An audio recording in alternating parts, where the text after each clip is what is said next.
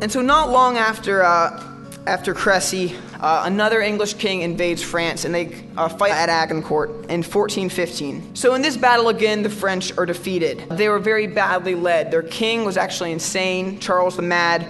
Their Dauphin, the son of the king, he was just concerned about partying instead of fighting. He wasn't even at the battle.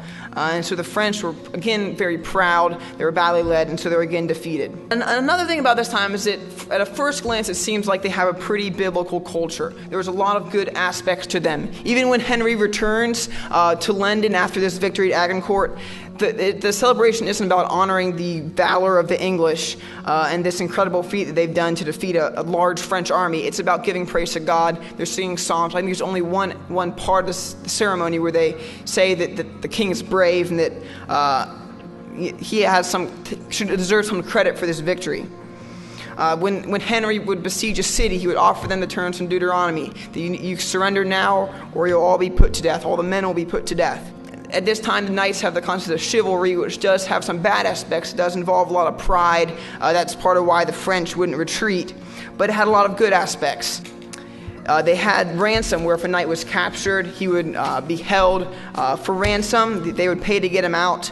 And not too many years later, the French King John was captured at the Battle of Poitiers.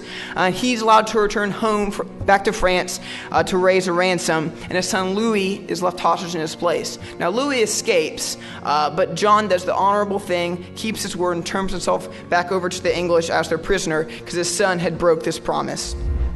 Another thing that happened in this battle is before Agincourt, the French prisoners that had been captured during the campaign were let go, and they promised that if Henry won the battle, they would return to him. And the English won, so they indeed did return, keeping their promise even when it meant years of imprisonment in many cases for them in the future.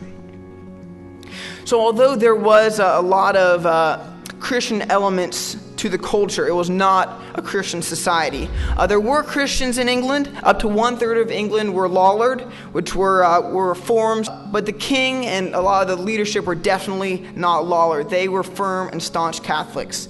And after the battle, even people were writing saying, God gave us victory, we need to now wipe out the heretics, which would include the Protestants. So although they used a lot of Christian language, they gave God the glory, they were worshiping Catholic God.